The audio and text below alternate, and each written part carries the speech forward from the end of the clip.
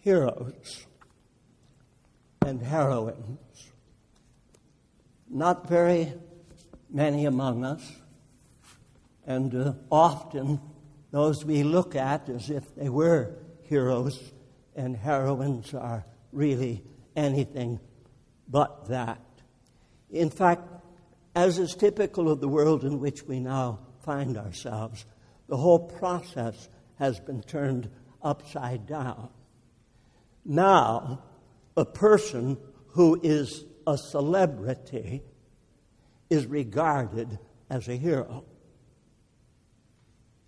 Whereas earlier, a person who was a hero became a celebrity. Now just think of some of the real heroes of which you have at least some remembrance. Let me name one, John Knox. Was he a celebrity?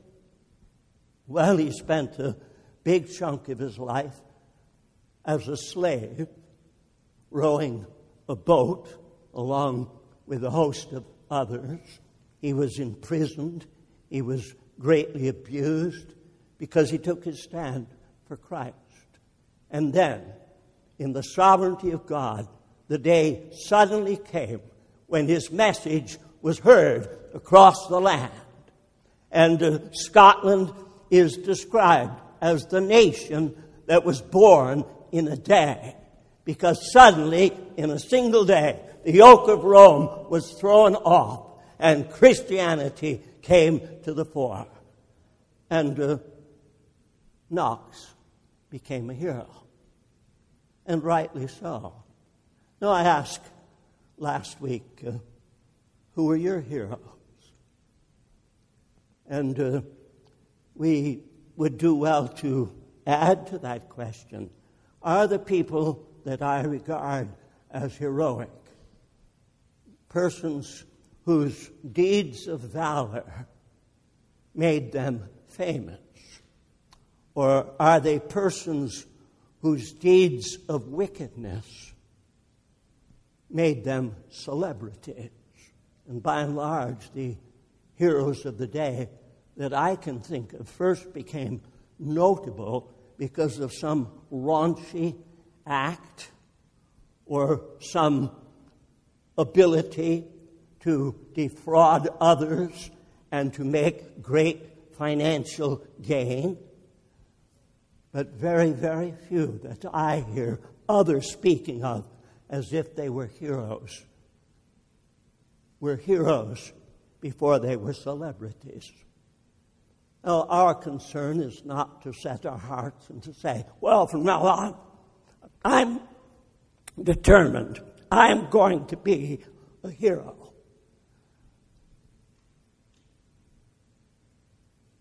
Rather, it is our hope that we will follow Christ so closely and to act so wisely and courageously in the corrupt time in which we live, that by the grace of God, our deeds will fulfill the purpose of God. And if, as a result, our names are in some fashion held in honor or remembered in later generations, so be it. But our concern is not the elevation, but the accomplishment of the will and purpose of God. Now, someone reminded me this morning that while I spoke last week about heroes and heroines, I never defined them. And I had no intention of doing so last week, and that's why it wasn't done. But now, I would like to begin tonight with a brief statement concerning what, at least historically, heroes and heroines are really like. Now, I know this won't be profitable to most of you this next half a jiffy, but if you want a really good dictionary, go for the Oxford English Language Dictionary, the best. Now, it takes a large bookshelf just to hold it. My set has 12 huge volumes. But it gives not only the current meaning of the word, but the historic usage of the word. So I want to pick up, and actually I cheated a little this week by not using the big set, but the condensation of it called the Oxford Universal Dictionary. But now, in the early days,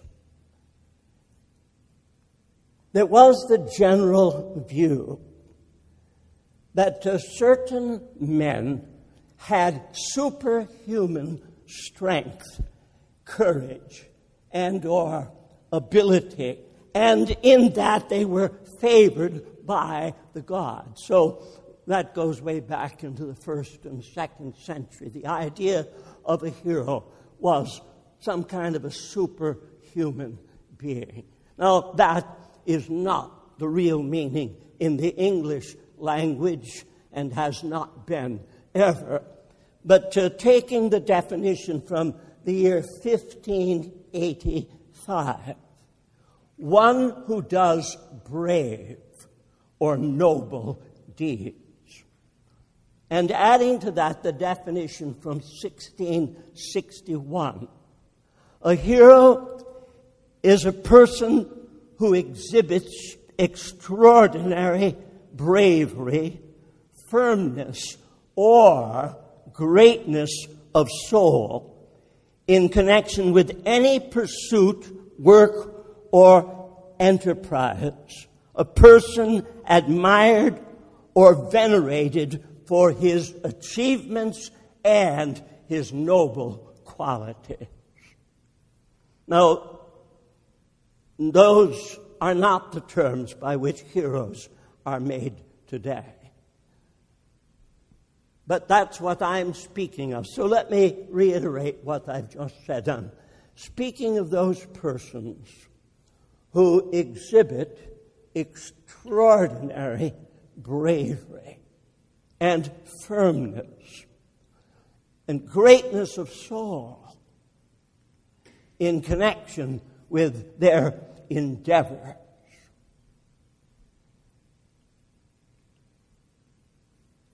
And how many of us are like that? How many of us do have superior internal qualities? Well, now, you might look at yourself and say, well, not me. But there's a place where faith has not been applied. Because every true believer has the capacity for heroic deeds. And a life that is truly noble and regarded by persons of good sense as extraordinary. And why should not each of us set our hearts to rise above the mundane and to cease to be just perfectly ordinary and one of the mass, but to excel for the glory of Christ and for the advancement of the kingdom of God? Let me suggest now 7 of the qualities that I believe are found in true spiritual heroes. Number 1, true spiritual heroes are more concerned about God, the spiritual, and the eternal than they are about man, the physical, and the temporal. In short, they are men and women of faith. Faith has acted, as we know is described in Hebrews 11:1. Faith gives substance to things hoped for. It provides the evidence of things not seen. Number 2, heroes care more about the well-being of others than they do about themselves. Now, take the illustration that I mentioned, John Knox. To what advantage was it to him personally to take his stand for Christ and against ecclesiastical error. Is it any advantage to spend time in prison? Is there any particular joy that comes to one being a galley slave? When you look at his life, it is crystal clear that his heart was set not upon his own comfort and ease, but upon the well-being of his nation. So a major characteristic of a hero is that he has a greater concern for the larger than he does for the smaller, more of a heart for others than he has for himself. Number 3, heroes have an ability to feel things that most others do not even see. Now let me repeat that. Heroes have an ability to feel things that most others don't even see. That's why, in my mind, in the church, the truly praying people are the heroes of that church. For praying people see things that others are not aware of. But not only do they see them, but they feel them so deeply that it motivates them to the action that really matters, the life of prayer. Some of us could look internally with great sorrow and admit we don't even see what some people are feeling with great depth of concern and earnest prayer. And we could ask God to open our eyes so that we would truly see what God himself sees, because that's the key to what I've just said. It's seeing what God sees that enables us to feel what God feels, and therefore to enter in at a heroic level into the needs of others and the concerns of the Lord Jesus Christ. Number 4, heroes are more committed to uphold the truth than they are to gain the acceptance of those around them. Number 5, heroes are ready to stand and to act all alone, if necessary. Time after time, I have observed a group expressing concern and a fresh awareness and sounding as if they are determined to take a stand for Christ and righteousness. But when it comes right down to it, they're too timid. And often, a single person has to stand all alone for what is right. But that's the nature of heroes. They have the courage to stand, even if it's necessary to stand alone. Number 6, heroes have a do or die mentality. Some of you will remember the words of Queen Esther. If I perish, I perish. The do or die mentality. This must be done. God has called me to do it. It doesn't matter what the consequences are. I shall act. Number 7, heroes and heroines do not gain material prosperity, or at least they do not seek material prosperity from their deeds of righteousness. Now that in itself sets true heroes apart from all the masses that are described as heroes. Because, as I've already pointed out, most of the people who are treated as heroes today are really worshipped because of their wealth and their popularity. But a true hero has no concern for personal financial prosperity.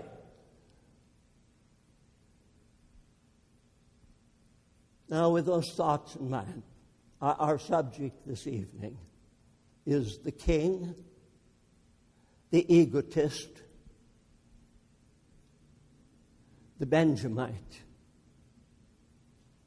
and the orphan. You know of what portion of Scripture I make reference? The king, the egotist, the Benjamite, the orphan. Well, the book of Esther.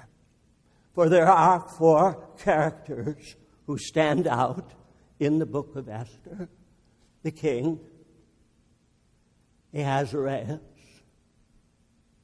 the egotist, and what a colossal egotist he is, Haman, the Benjamite, that displaced Jew who was driven out of Jerusalem and found himself in this huge kingdom, and the orphan, his uncle's daughter, his cousin, Esther, whom he cared for. So our plan this evening is really very simple, 4 points, and then the application. A review of the king, a summary of the egotist, some focused words on the Benjamite, and on Esther, the queen. So come along with me, get your Bible open. It would be wonderful just to read the book. Perhaps it had been more profit if I had just stood here this evening and read the whole book to you. But that I shall not endeavor to do. But we will make frequent references to the text itself. But as you're turning, let me remind you of something of very critical importance. We Gentile believers do not tend to give to the book of Esther the premium place that it occupies in the life of the honorable Jew. Maggie and I have been friends of the Jews for Jesus ministry ever since its beginning days. We had the director in our church in California much longer ago than many of you have even lived. I'll not make reference to the exact time, but we became intensely interested in that ministry and have followed it with great concern and prayer and given what we could to assist that movement. The founder, Marsh Rosen, is also a member of the denomination to which I personally belong, holds ministerial credentials in the same group that I do. So that gives me a further link. Then he's in the process of dying and being taken to glory. And so he's just making minor contributions now. But his associate is somebody we met in New York a very long time ago, David Brickner. And we have great fondness for him as well. But I unearthed in our masses of material at our place of business a couple of articles by David Brickner on the Feast of Purim. Is there anybody here who can stand now and define what this Feast of Purim is? Well, I think Brent could, and his dear wife, and perhaps a few others. But the name comes from the simple 3-letter word P-U-R, which means the lots. In the book of Esther, this egotist Haman cast lots repeatedly to discover the best time for totally destroying all of the Jews. The lots did not come out favorable as far as he was concerned, because the gallows on which he intended to hang Mordecai were the gallows upon which he and his 10 sons were all hung. But this subject of Purim is indeed a subject of incredible consequence to the Jew. Every year in the springtime, they celebrate the Feast of Purim. Because they operate on a calendar different from ours, there's not a fixed date like our New Year's or the 4th of July, but it tends to fall in the month of March. It is a feast of celebration, a time of incredible joy, because they are remembering this amazing victory that God brought through the heroic deeds of Mordecai and his cousin Esther. So we would do well to remember that. And I want to add now, wouldn't it be wonderful if you and I had an occasion similar that we could celebrate and that we could pass on to future generations? Now, part of the reason I'm very stirred about this passage tonight is because I see such close parallels between what happened in Esther's day and what is happening all around us right now. And the divine deliverance that God brought about on their behalf is the very kind of a deliverance we desperately need in our own day. So I am thinking, before I pass from this earth, I would love to see an occasion as joyful, as glorious, as victorious as the occasion that Purim celebrates. And would it not be wise for all of us to enter much more fervently into these matters now than ever before in our lives? So let's begin then, as I said, with this king. Now, in chapter 1, there are details that are a bit on the difficult side to deal with, and there are further details in chapter 2, and we're not going to get bogged down with the details, but some of them at least are well worth mentioning. The banquet with which the book begins, celebrated for a long period of time. And most of you recall that the critical issue that thrust Esther forward and put her on the throne was the fact that the king's wife, at the time he called for her to come out from the feast she was holding for the ladies and to bring her beautiful body before the men to create a further uproar in the palace, she simply refused to appear. And that threw the whole of the kingdom into a great quandary. If we let her get away with this, that will undermine the authority of men throughout all the provinces. And that, of course, they could not do. And so the wise heads bent together, and they determined the only safe thing to do was to eliminate this queen from her position on the throne. So I call to your attention these splendid words in verse 22, which are bound to put every female heart to rejoicing.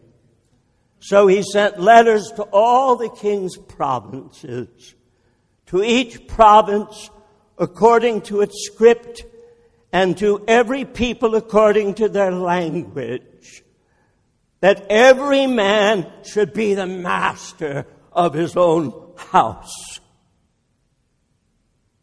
and the one who speaks the language of his own people. In other words, let the wife keep her mouth shut, and let the man have the say. Now, there were problems with that in that day.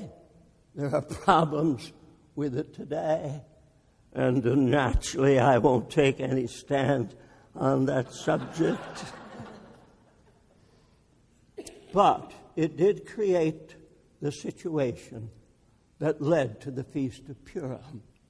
And indeed, an incredible situation developed out of that. In chapter 2, the decision is made to gather the most beautiful girls from all the provinces. Now, this was a vast kingdom under the leadership of this king. I think something like 129 provinces. The matter of language that we just noted in verse 22 is quite important because it covered such a huge territory. Many, many languages were spoken, and the epistles sent out by the king had to be put in the languages of the people in the many provinces. So the decision is made to find the most beautiful girls in every province and to bring them in and to put them under the beauty treatment that normally took an entire year. And then one by one, these women were taken to the king for his pleasure. None of which, of course, does anything but bring grief to our souls. The whole concept of harems and concubines is one, of course, that has no place in our hearts. But we're dealing with the practices as they existed at that time. And of all these many beautiful girls who were brought together, the king finds Esther to be the most attractive of all. And she then becomes the queen. But her relationship with Mordecai is such that on his orders, she never breathed a word in the early days of her race. And so it was quite unknown, even to Haman, that the queen herself was a Jew. And when that terrible animosity developed in Haman's heart, he had no awareness of how precarious his own situation was becoming in his awful hatred of the Jews. Now, friends, it's wise to face the reality of evil. We do live at a time when there are no standards, when evil is thought to be just a matter of personal opinion, when nothing is really wrong unless you think it is. But isn't it interesting? The egotist's name is Haman. How many other names of very prominent and terribly evil men can you think of?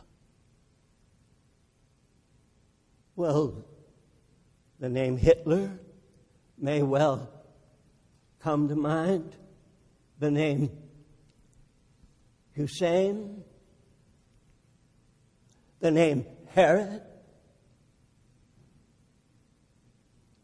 I don't know that there's any special meaning to that, but it is important that we regularly face realistically the fact that there is incredible evil in the world. And some of those persons with whom we closely associate are given to evil. So here we have the record of Haman. Among all the wicked men of the world, none is more prominent. His story begins in chapter 3, where we read in verse 1 that after these events, that is, this matter of working out who the new queen was going to be, Ahasuerus promoted Haman and advanced him and established his authority over all the princes who were with him. Then we come right to the heart of the issue in verse 2. All the king's servants who at the king's gate bowed down and paid homage to Haman. For so the king had commanded concerning him, but Mordecai neither bowed down nor paid homage. Now that was more than an egotist could bear. Isn't it strange? You can have 5 million people bowing and scraping in front of you, but you can lose everything over the one who doesn't bow and scrape. And the nature of real egotism is that it is not sufficient to have the majority or even 99.9%. You have to have all, and especially the man you dislike the most. Well, all of us are in danger because of our pride. Most of us have learned that pride is very slippery. It is terribly difficult to know when you have dealt with it.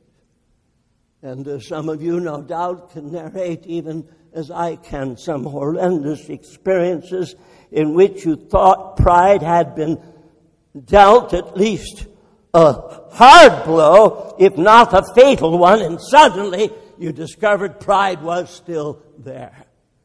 But in the story of Haman, we have no attempt whatsoever to curtail his pride. Everything he does feeds his pride and turns him into a raging man who borders at least on being a homicidal maniac. As a result of the tremendous rage he felt when Mordecai would not bow down to him, he created a plot.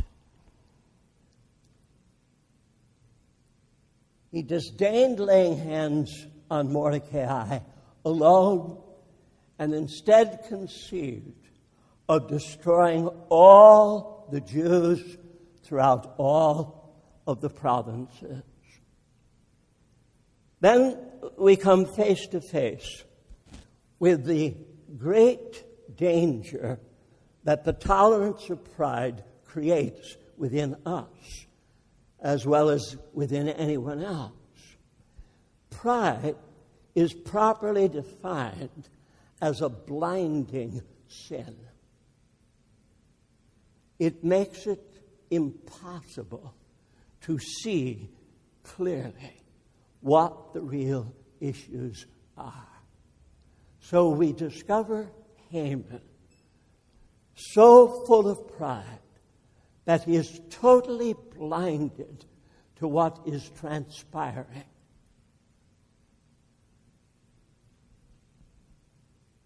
When the news of this decree that is sent out to all the provinces for the total destruction of the Jews reaches Esther, and we'll look at this further after a bit, but when the news reaches her and she is stirred to action, she approaches the king and request that the king and Haman come to a banquet.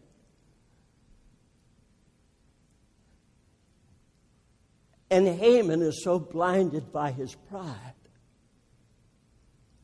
that he sees this as a good omen.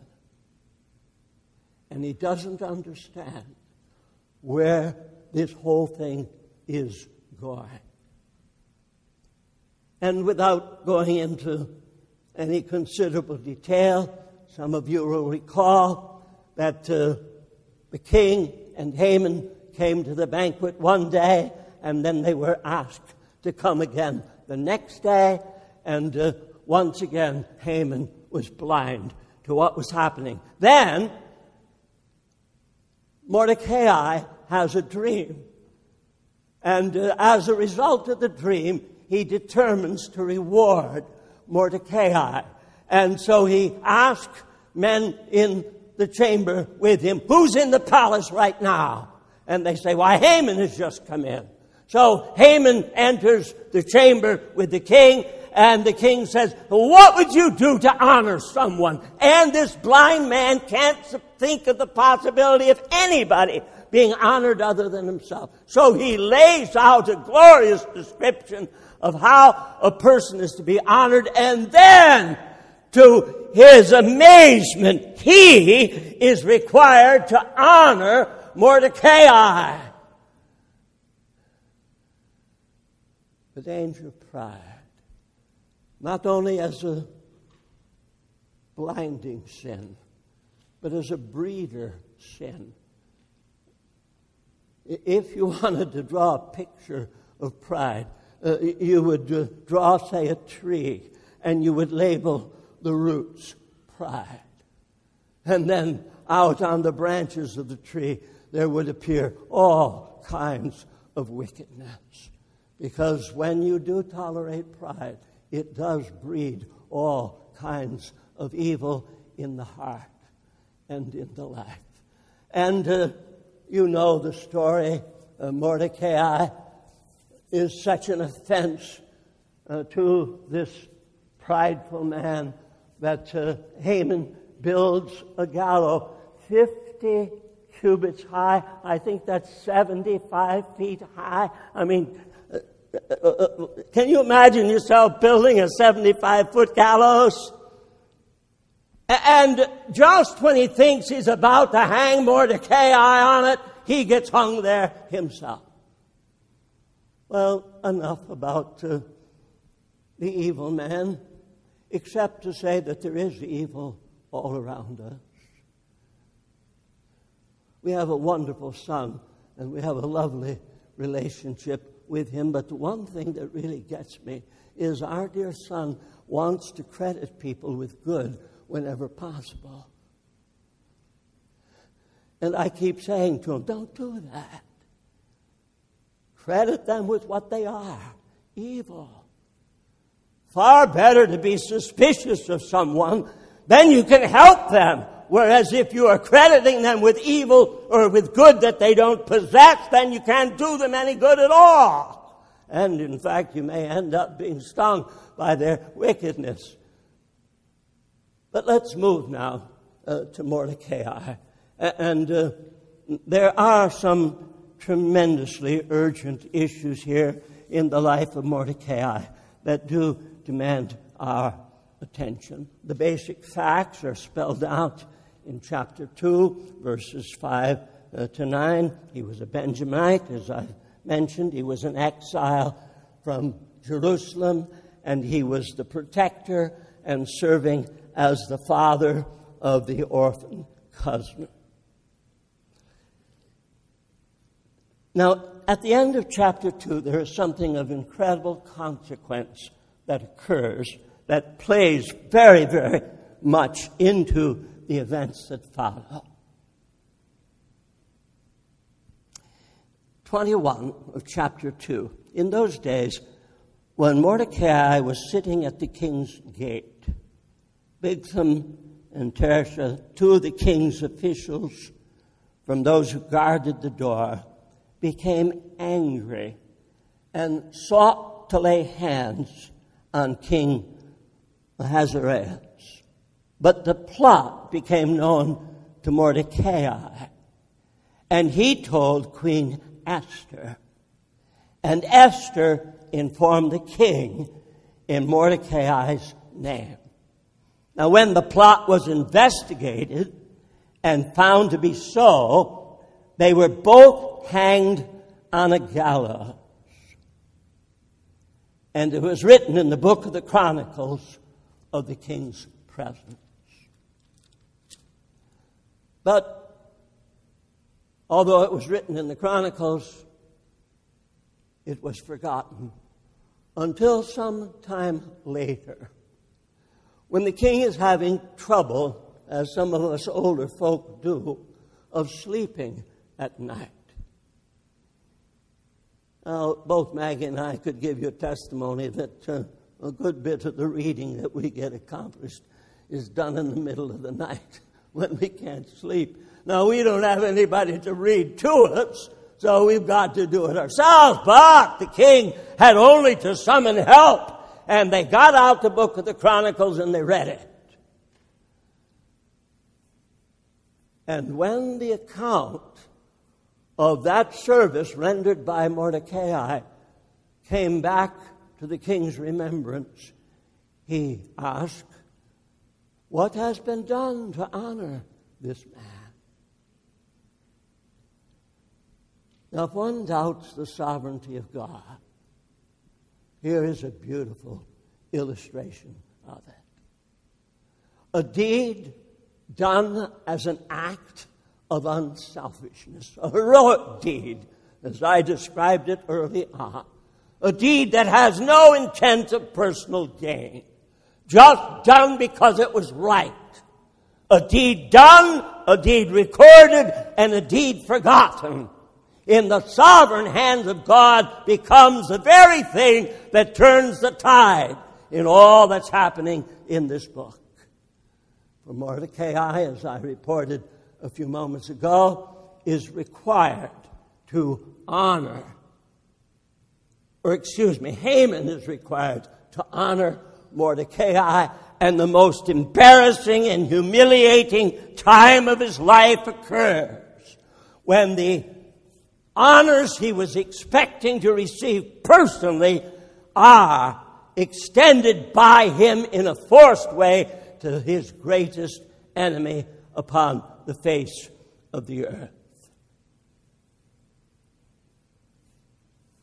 But let's move now to the details that affect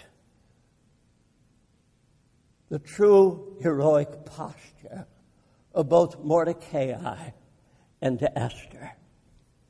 In chapter 3, where the rage of Haman is depicted,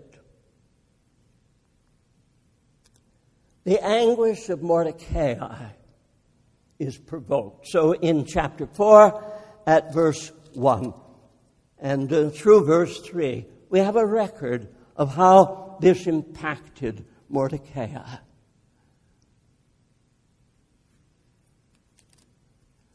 When Mordecai learned all that had been done, he tore his clothes.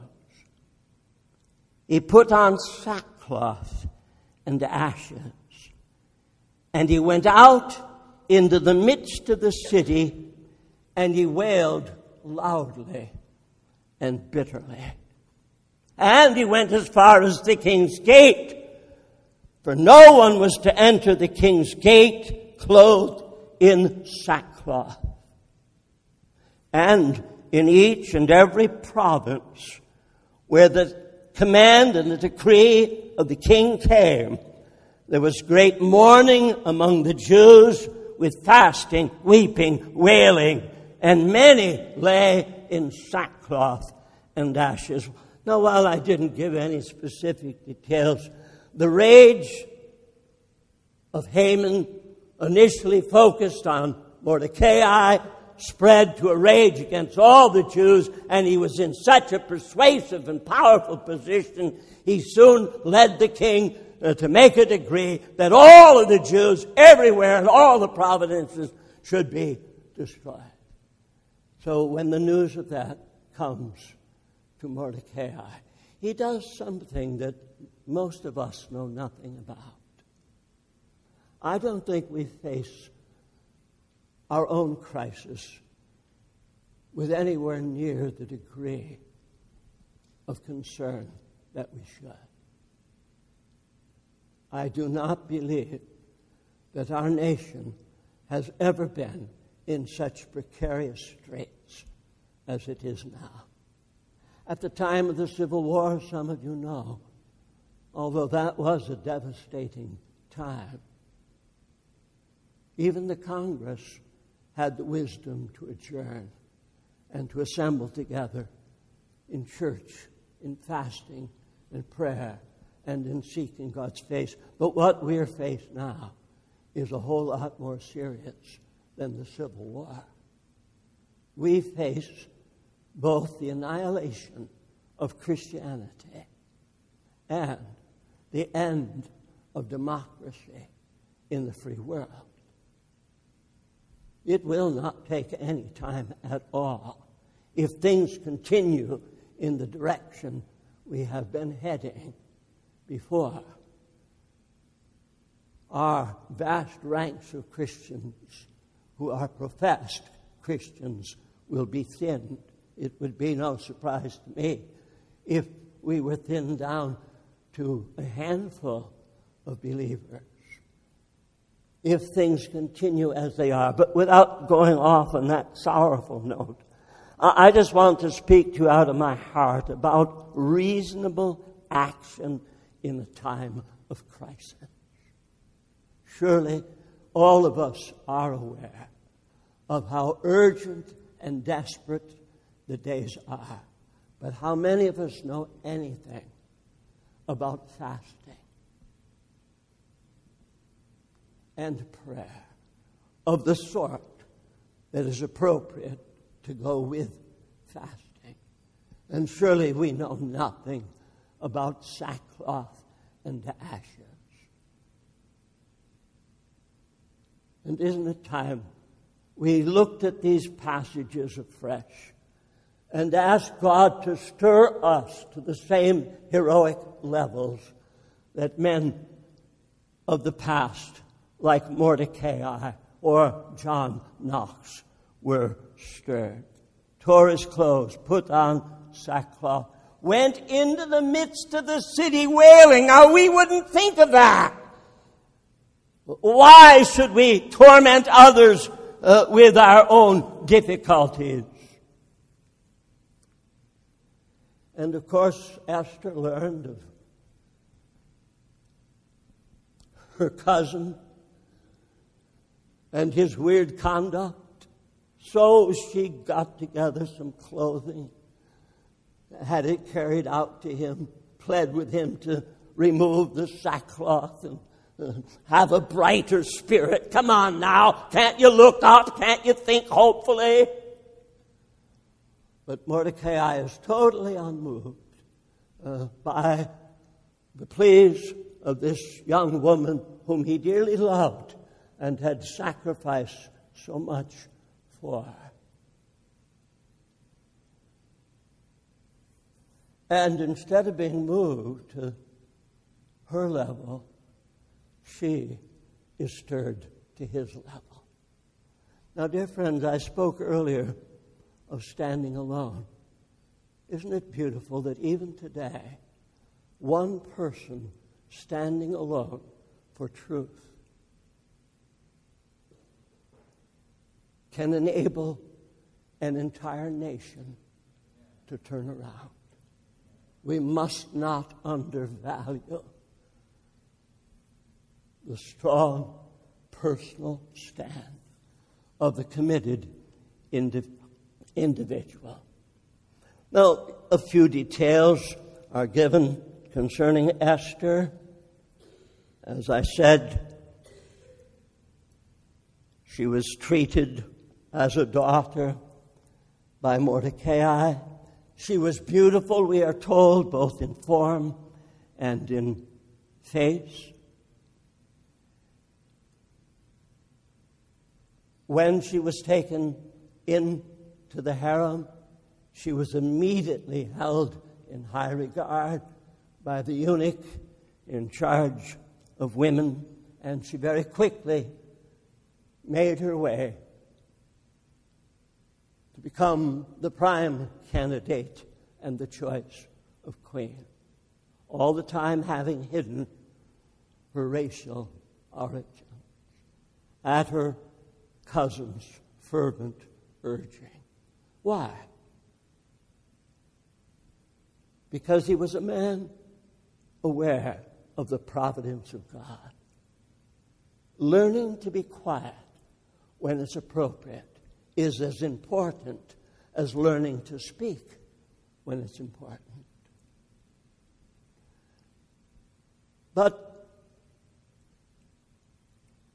after failing to get Mordecai to rid himself of the sackcloth and ashes, then the message comes from Mordecai to her.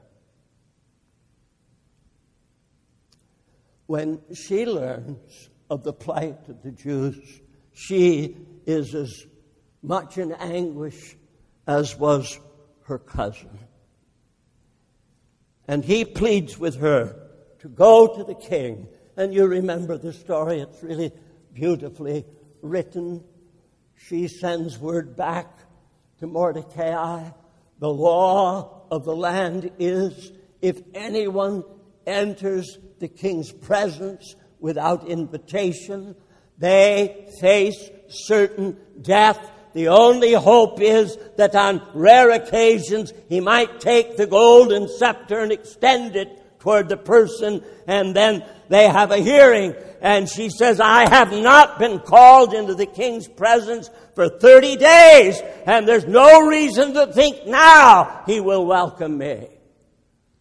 But the pressure is on to take a stand for righteousness. And Esther is told, you're not exempt by being in the palace.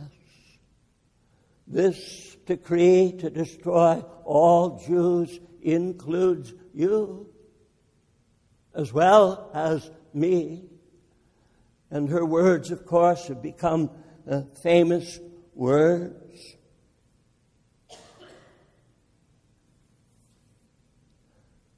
If I perish, I perish. And Mordecai's words, who knows what you've been called into the kingdom for such a time as this.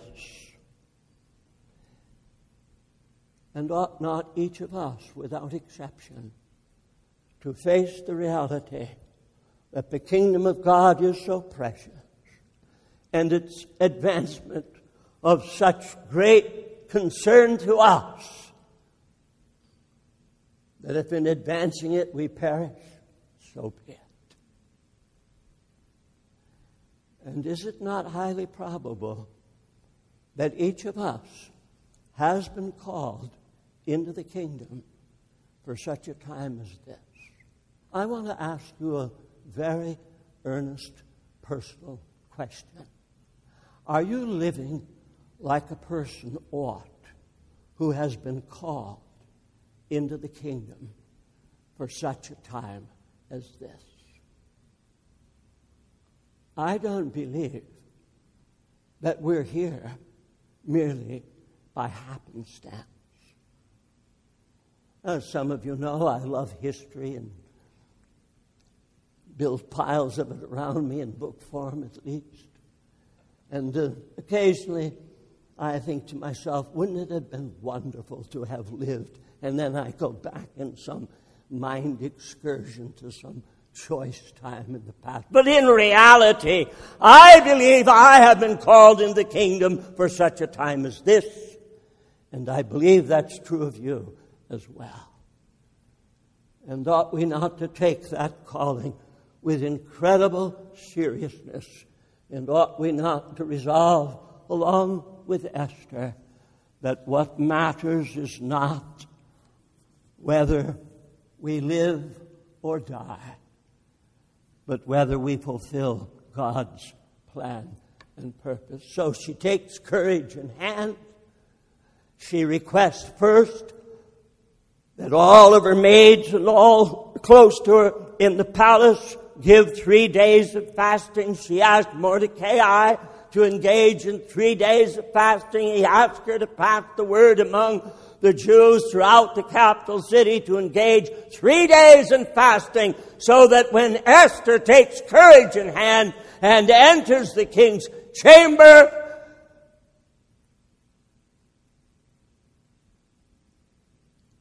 the golden scepter will be extended to her.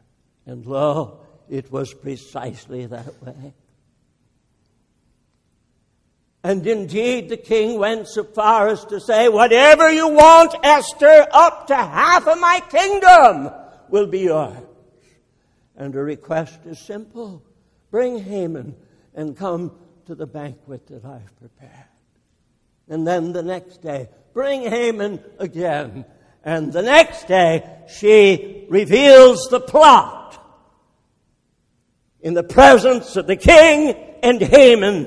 And the king goes into a rage, and he's so angry he steps out into the garden, and while he's out in the garden, Haman falls upon her couch, pleading with her to save his life. And when the king comes back, he says, this man is so vile, he assaults my wife. And God turned everything around in a matter of moments. And a new decree is issued and sent throughout all the provinces that all the Jews are ordered to stand up and fight for their rights, and guaranteed that indeed they will prevail. And Mordecai and his pals and his sons and his evil wife all perish. And the Jews are still with us today because of the grace of God extended at that time. Now, let me make some application of these matters. Number one, there's still a place for the simple stand for Christ. All this obviously began when Mordecai refused to bow down to Haman. Now, that's a small matter. I hear people say today, you can bow down outwardly, but not inwardly. Suppose Mordecai had done that. No Jew would be celebrating Purim next March. In fact, some other plight might have been created and the Jews would have suffered in some other fashion. But in the providence of God, given an opportunity to take a lonely stand and to refuse to bow down, the very purpose of God was fulfilled in the preservation of the whole race. I could not entreat strongly enough that each of you take your stand on a daily basis as the opportunity comes. We obviously live in a world at a time when compromise is indeed considered righteousness. And every day we're faced with issues where a stand is needed. Do you have to stand there at your place of employment and listen to a dirty joke? Do you have to visit in the lobby of the church and tolerate another person spreading gossip? Is it necessary for us to be politically correct? No, it's time for a stand. And just think of what will happen if the little band of believers here tonight in every instance took their stand for Christ, even if it was a very lonely stand. When I'm traveling in ministry here and there, I often preach series of sermons on sin. I say often I'm going to speak tonight on the most popular subject in the world, but I'm going to speak of it from a very unpopular direction. I'm going to speak against it instead of for it. But long ago I had compiled out of Archbishop Trent's synonyms of the New Testament, a series of 7 words in the New Testament that speak about sin. It's a very powerful matter, but I only want to mention tonight that among the New Testament words describing sin is to bow down when you should have stood up straight. Now that's as real a sin as a violation of a known commandment. And thank God that Mordecai took his stand and did not bend. Then let's focus for a moment on the need of courage in the day-to-day affairs that each of us face.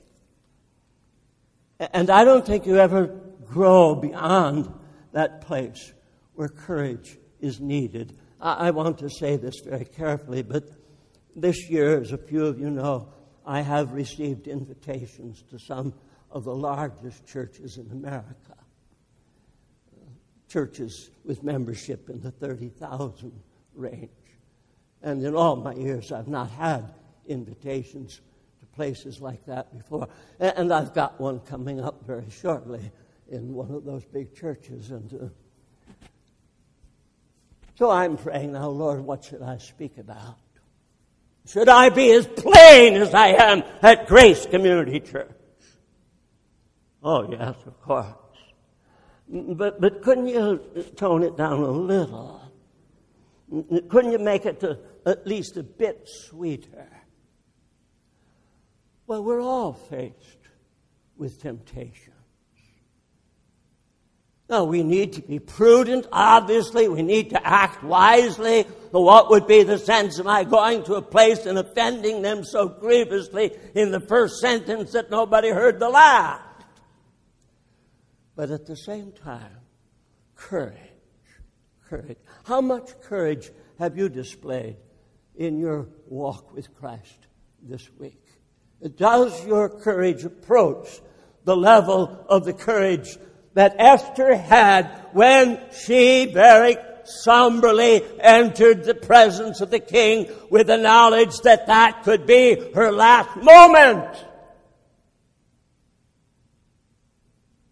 May God help us in this important arena. But now, another matter we may have bypassed in looking at this wonderful book. Let me put it this way. When the fear of God is upon his people, the dread of his people is upon the world. I want to repeat that. I don't think we've given anywhere near adequate consideration to this. When the fear of God is upon his people, the dread of his people is upon the world. Turn, if you will, to chapter 8. And let me read these highly significant words in verse 16 and 17.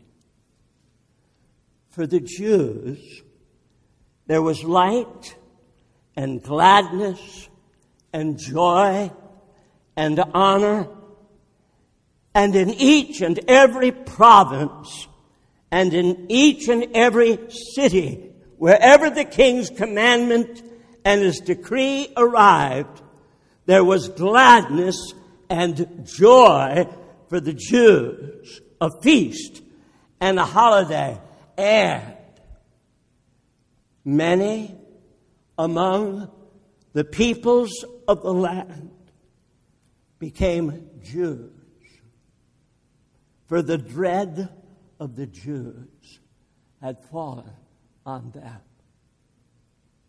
Can you not envision it in our own day?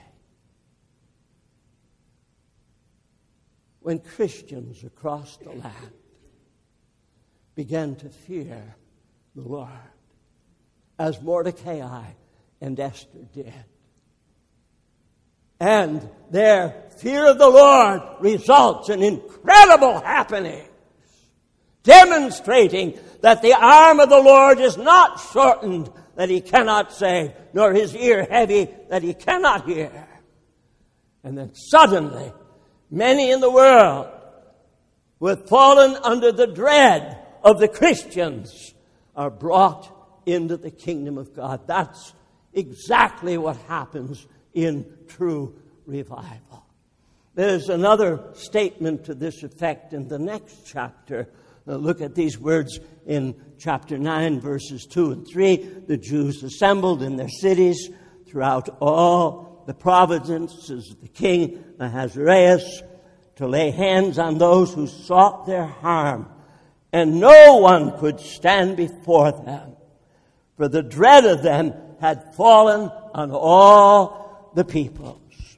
Even all the princes of the provinces, the satraps, the governors, those who were doing the king's business, assisted the Jews because the dread of Mordecai had fallen on them. Dear friends, what a glorious thing to conceive of, that the day will come when the strength of believers will be so exalted that the world that now mocks and laughs and jeers will suddenly be afraid to do anything but bow before our God. And that's not just wishful thinking. That's a biblically prominent issue that we need to lay hold of God in faith to see happen once again.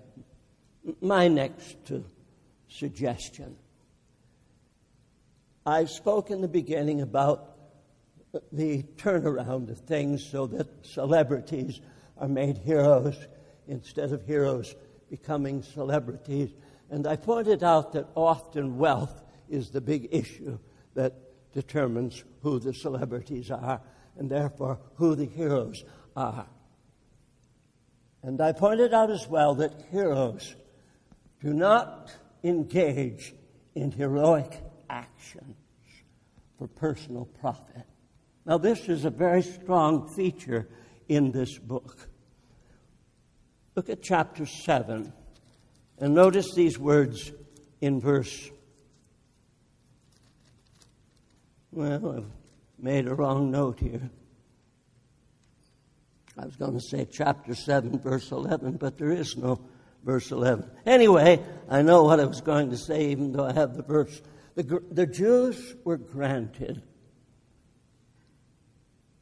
the right to protect themselves and to destroy their enemies. And at the same time, they were granted the right to take all the plunder.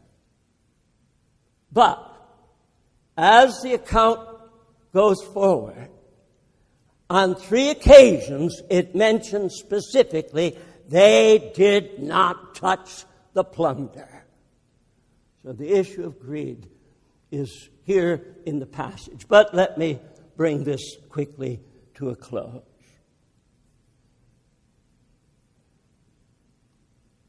Purim, the Feast of Purim, is a modern-day guide to survival. Just think of that. David Brickner, whose name I mentioned earlier, points out 3 of the incredibly urgent issues in Purim. Number 1, the sense of the extended family. Now, by that I mean more than Mordecai's concern for Esther. though that is clearly present. But Mordecai's deep concern, coupled with Esther's deep concern for the whole of their race. One of the things that's destroying us is our lack of brotherhood, our lack of unity, our sense of the family of God. So we've got this group over here, they stand alone. That group over there, they stand alone. Another one there. And we're all individuals, and we're going at things as separatists. But oh, the value of the extended family concept. We are all the children of God. Let us meet together. The whole concept of the concert of prayer that was so powerful in the 18th century needs to come back again so that believers of every stripe from every group meet together seeking the face of God in fasting and prayer and expectation of a deliverance as glorious as the deliverance to Mordecai, Esther, and the Jews in all those provinces.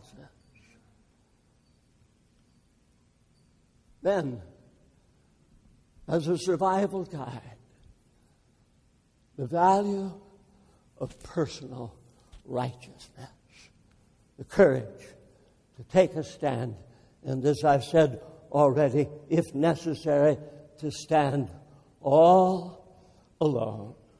And then the place of fasting and prayer in times of crisis such as we now face. Purim, as I pointed out, is an occasion of great joy and gladness.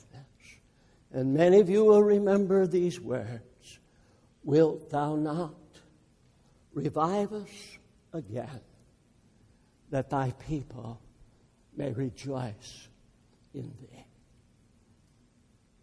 And oh, how wonderful to think that a day of great rejoicing is before us, because we have seen clearly the crisis and have acted heroically.